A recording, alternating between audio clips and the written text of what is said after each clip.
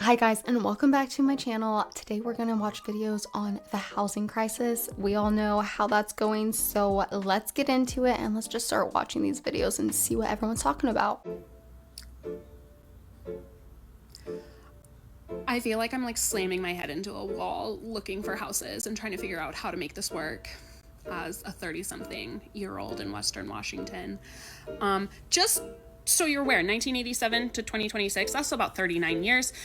$22,000 for this house.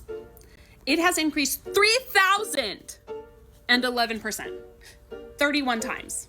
Okay, and just to give you an idea of how much the pay has increased from like the 1980s until now, federal minimum wage was about $3.80 something, and let's say $31,000 a year in 1987 is your average annual income. For Western Washington, let's say it's high. Let's say it's like $97,000 a year. Okay, that's 3.1%. 3.1. 3,000 versus 3. That's ridiculous. And everyone just tells you, oh, just don't buy as many coffees. That's not the problem, Karen, okay? It's not that we buy too many lattes. It's literally houses went up 3,000% and our wages went up 3%. Let's let that sink in. I don't want that to sink in because, I'm sorry I was too busy just not being born to buy my house in 1987. $22,000 for a house that is now $700,000. I literally cannot imagine that. It's crazy. The thing that just drives me crazy is that like our parents' generation was able to buy a house on one income. Now we can't even afford a house on two incomes, let alone one. Like it's so hard these days. So here's a little homework for us. Let's ask our parents how much they paid for their home back in the day, because you'll probably just hurt inside when you hear the number because it's so cheap. What they paid for a house is probably like the equivalent of what our down payment would end up being. Can you believe that? I can't. I can't believe that.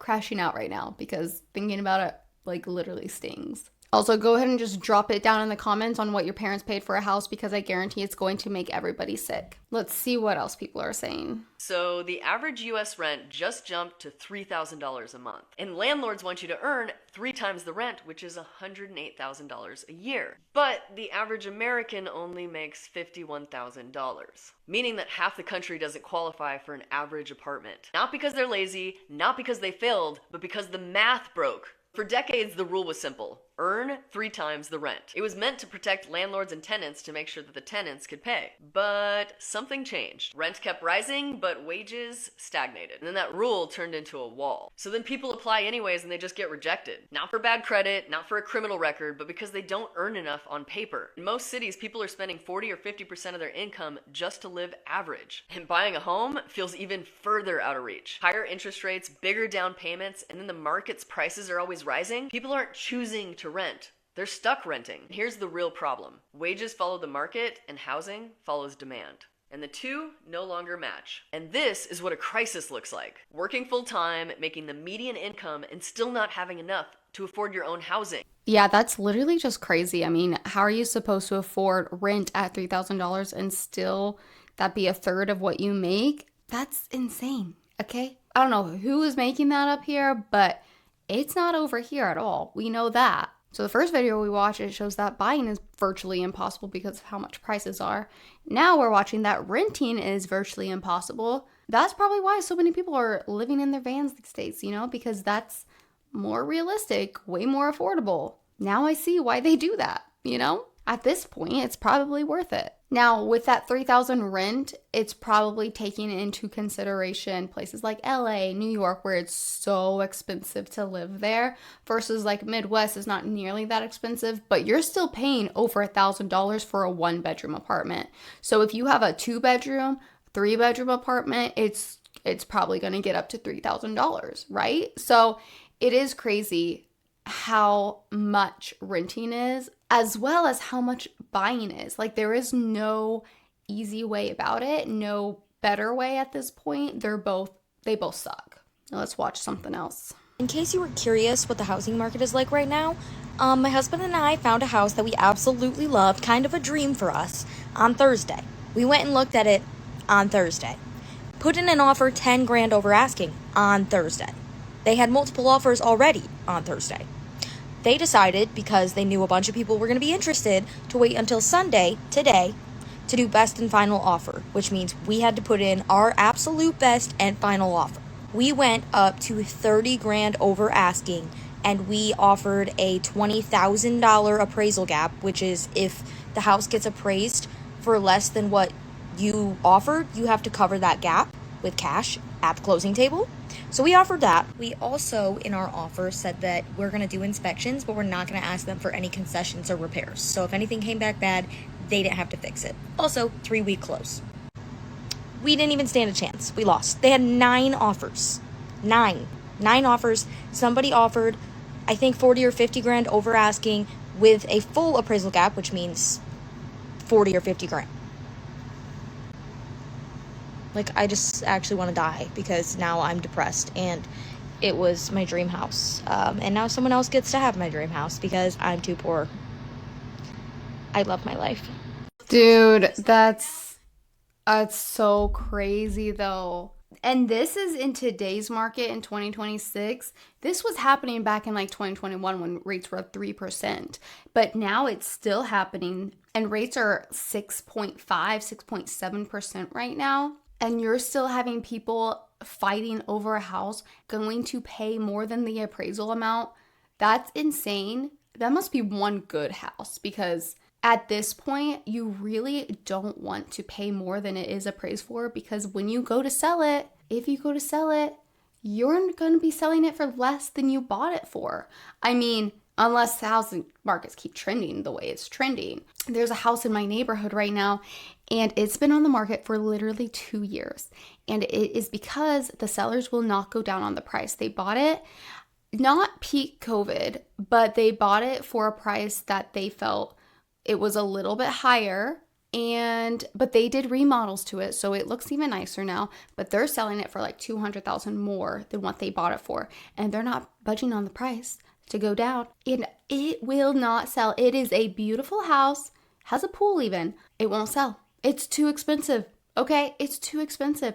But if they were to go down anymore, they would lose money. So just be careful, I guess. If you're gonna pay more than what it does appraise for, be careful out there. Let's see what else we got.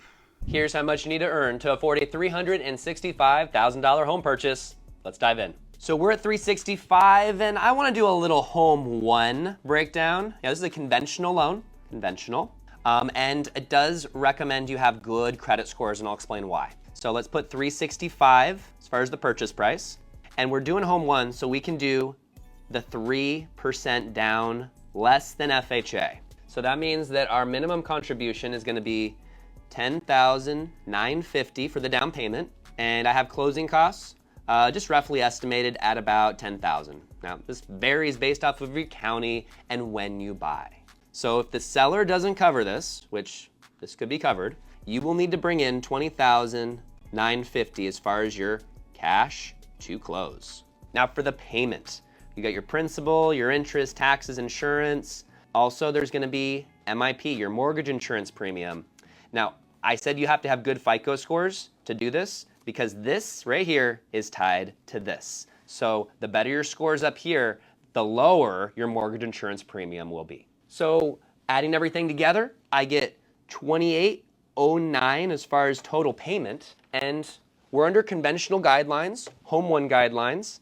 So if we assume that there is no debt here, we simply double this number, meaning that $56.18 per month is going to be needed to qualify. But this is what I would do instead is, let's take this multiplier and let's add a little juice to it, 2.5. So if we do that, the income we're looking for is closer to $7,022 per month. And this is what I would say you should aim for if you don't want to be house poor. Here's how. Being house poor is literally so real. Like, you can afford a house, but you're not going to be able to afford the rest of your life if you become house poor. Because your mortgage would be $2,800, and if you're only bringing $5,600 in a month, that is if you just qualify for it, right? And then you're like, okay, I'm doing it. you have less than $2,000 there for the rest of everything. Do you know how much gas is now? Do you know how much food is now? Do you know how much electricity is now? And natural gas, if you have that. And if you have to pay for water and trash service and internet and your phone bills. Oh, and if you do streaming services. But don't worry, don't do coffees, don't go eat out. Just living life is more than $2,000 a month. I'm the most frugal person, and our expenses always wow me every single month. I'm like, how did we spend that much money? I'm so frugal. I hate to admit this, but sometimes I let our house get up to 80 degrees in the summertime because I don't want to run the AC. And then in the wintertime, I let our house get down to like 64. You just put blankets on and coats, you're fine. And our electricity bill is still so expensive. Guys, life is expensive. That was a little bit of a ramble, but I'm sorry. It is what it is. And now the real kicker is that $365K that he just showed us, that's actually below the median house price. So could you afford $2,800 for your mortgage? Like, it would probably be more if the median house is higher than that. It's literally insane out here. It's so hard out here. And with the interest rates being so high, like that's part of the reason why that's so low. If you would have bought this same house, $365K in 2021 at 3%, you would be paying so much less per month. And I'm so jealous. I kind of hate you guys. And we'll just go back to another video where the median average salary is like $51K, right? Didn't we just watch that? Like, how are we supposed to afford this? There's some type of crisis going around here and nobody cares. Well, the people care. No one else does. We're in Laguna Beach, California. This house is almost $19 million for a 400 square foot studio. No, that's not a typo. No, it's not an error. This is real life, people. And if you don't want to do the math, that's $43,000 per square foot. So before we get into the house, it's a stunning location. It's like right on the cliffs here. You get a private staircase down to the beach. I mean, it's beautiful. So jumping into the house, again, the view is stunning. It's a very pretty location, but this is it. This is your whole entire $19 million house. And this angle just shows how tiny it is for almost $19 million. So we're moving on up to Baldwin Park, California. This is $70,000 for a garage. And yes, you heard me right. This is it. This is your $70,000 garage. Just get a storage unit. They're like $100 a month. Do not pay $70,000 for a garage. Are you insane? And I always get comments on these. Seth, these are so expensive because you're only looking in LA and New York. Okay, let's go to Inglewood, Colorado. This house is $450,000, 1 bed, 1 bath, and it's 597 square feet. So this is it. This is your entire $500,000 house. And I will say the positive, this one is actually nice. It's not a scary garage or a hoarder's den. It's actually pretty nice. In the bathroom, it's very nice. Your laundry room is crammed in here too, but it's nice. Here is your bedroom, and that's it. That's your whole $500,000 house. That's all the houses for today. I mean, just every time we do these, I don't know whether to scream, whether to cry, whether to throw up, but this is always so depressing. What? That is literally so depressing. That first one, the 18 million, that house doesn't look terrible. I wonder if it was like used to be like an Airbnb, because it is kind of weird that it's just this tiny little house on like a really nice piece of property, but I don't know. Anyways, 18 million for that really nice piece of land. Obviously you're buying the land, you're not buying it for the house. But I literally love watching these Zillow videos because you don't realize what's out there and how much it's actually going for. Even in Colorado, $450,000 for a 1 bedroom, 1 bath. Also $70K for a garage. How is anybody literally affording that? Also, what is anybody using a garage for $70,000 for? That one was a little bit creepy because it looked like it was attached to someone else's house. I don't know. I don't really understand that one, but I would never buy that. He did make a comment of like buying just a storage unit. Like, were people going to live in that garage for $70,000, or are they just going to store stuff in it? Or are they going to use it for their business? Who knows? That one was a little weird. Okay, what is the most insane Zillow listing that you've seen? Because I literally love watching these. And drop them in the comments so I can come and watch them too. What's your rent? Do you rent? Yes. What's your rent? $24.95. Oh, are you the only one there? I'm the only one there. Why the f*** is your rent so expensive for someone that lives Austin, alone? freaking Texas. No. Yeah. There's rent for $900 in Austin, Texas. You're not going to live in a thrilling place. Why is your rent Because $2,400? I also have a grand piano, and a grand piano does not live in a studio apartment. Get rid of it. I don't give a That was a gift my dad gave my mom on their wedding. Can it be in her place? No, she lives in a ranch with my brother. Okay, get a storage unit. No, I play it, she plays it. Play it in the storage unit. How much could you sell it for? 15 grand. $2,500 for an apartment in Texas. I mean, $900 for an apartment in Austin. I feel like that might be in like the big time ghetto area. I don't know. I don't think I would want to live somewhere in Austin for $900 because that's a nice town, big city. I mean, at least this girl has the grand piano. So if she's going to be broke, she has a grand piano at least. You know what I mean? Like $15,000 for a grand piano. That's insane. Are they really worth that much? I mean, they're very nice. And if you play it, then obviously she needs to keep it. You know what I mean? Like a grand piano is not just a piano. It's completely different. I don't blame her for wanting to keep that family heirloom. You know what I mean? But boy, whew, it's expensive out there. And she lives alone. Do you hear that? She lives alone. She's paying $2,400 living alone. Not to mention all of her other bills. She must really love that grand piano. Missing the door stopper. The upstairs railings are horizontal. Again, looks like a letter to children.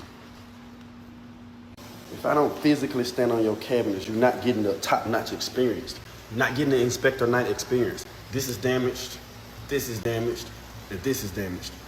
And this one ain't got a light.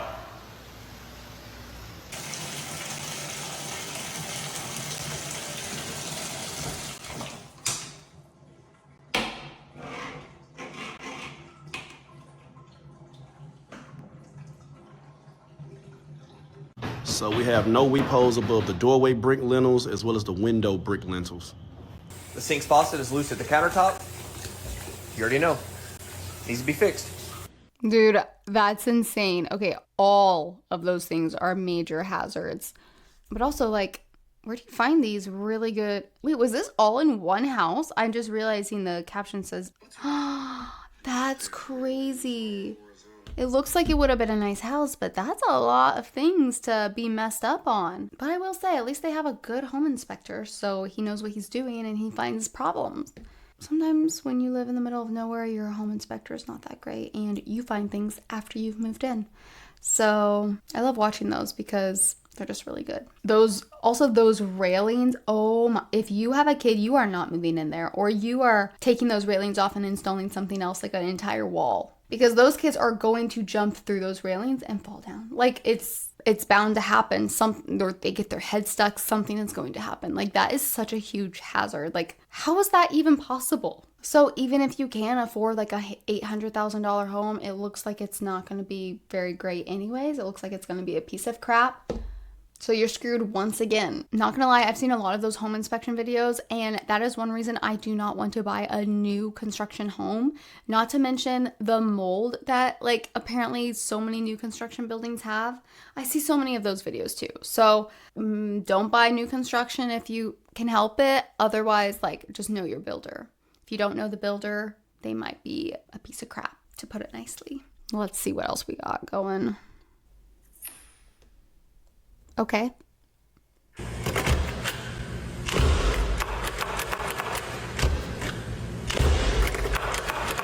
Nice. Stairway handrail. Everything looks good. It's secured. Whoops. Somebody forgot to install a bracket. Testing the slope of the shower pan.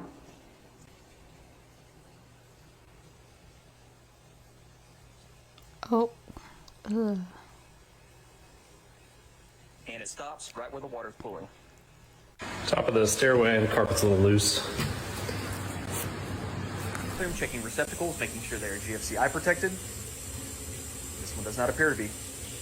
Vertical sub panel, I'm testing breakers for GFCI protection to make sure they trip. We have two that don't. Number 24 and number 26. That's the dishwasher and the microwave. Screens here for the ducts. This one doesn't even line up, so it'll be blowing most of the air behind the brick. And they're all being held on with silicone and a fake screw. Wait, is this 2.7 million new construction worse than the one we just watched at 800,000? This is really bad. That is why you pay for an inspection. Like, you don't want to miss things like that you don't know personally. Like, but sometimes your inspectors aren't that great either.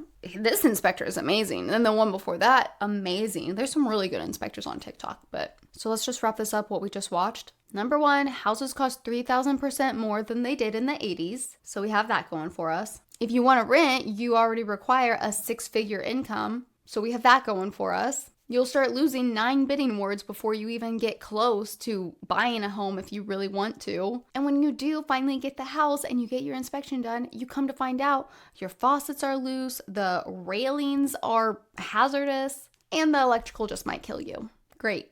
This is the American dream in 2026. I love it. I love it here. If you're in the market for a house, just know what you're working with. Get educated before you just dive into any house, because obviously there are some bad inspections out there. So I wouldn't pass up the inspection at that point unless you already knew. You know what I mean? Like, but at the same time, if your inspector isn't very good and doesn't catch things, you shouldn't have paid for it, because inspections are like $500, $600. Well, now that I'm depressed, I think I'm done watching those videos for now. And if you would do me a huge favor, like and subscribe to this video, and I'll see you next time. Bye.